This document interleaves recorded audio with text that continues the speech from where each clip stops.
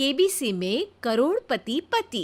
सूरज के जीवन का एक ही फंडा था कि मेहनत तो गधा भी करता है, घर बैठे जो कमाए समझदार वही होता है। इसीलिए उसने कभी नौकरी ही नहीं ढूंढी। इस बात से हालांकि उसकी पत्नी शिखा बिल्कुल भी अग्री नहीं करती थी, पर फिर भी सूरज को समझाना बेकार था।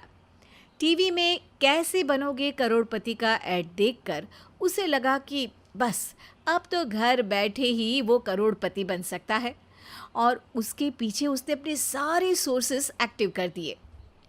2 हफ्ते में उसके कलीग के साले के पड़ोसी के बेटे का सोर्स निकलता है जो कि उसे शो में पहुंचा सकता है, और सूरज उससे मिलने चला जाता है।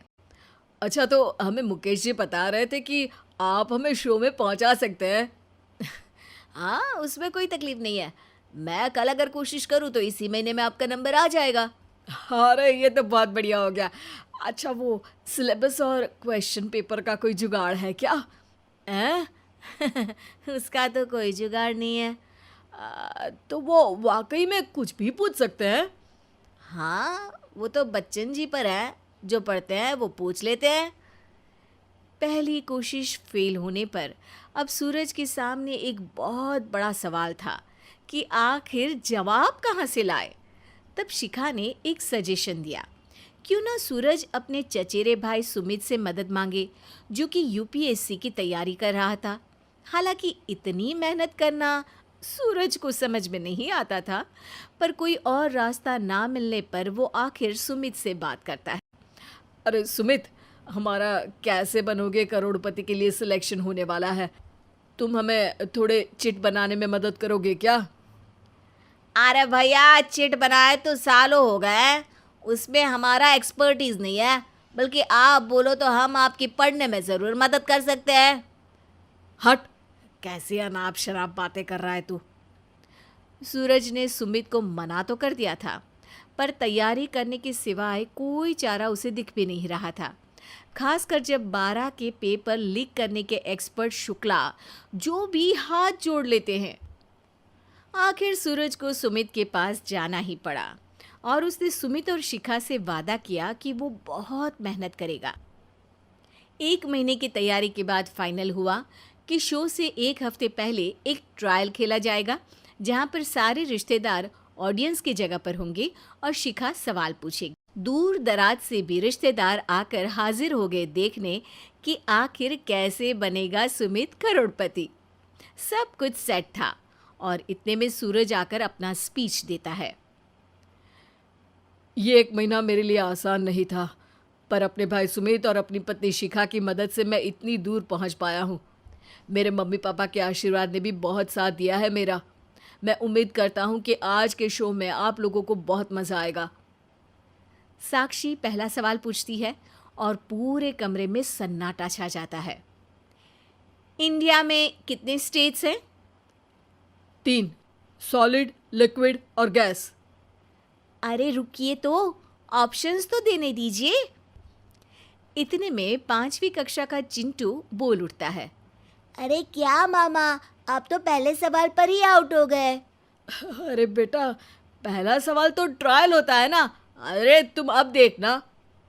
देखने जैसी बात तो थी ही। सूरज को इतना शांत किसी ने नहीं देखा था।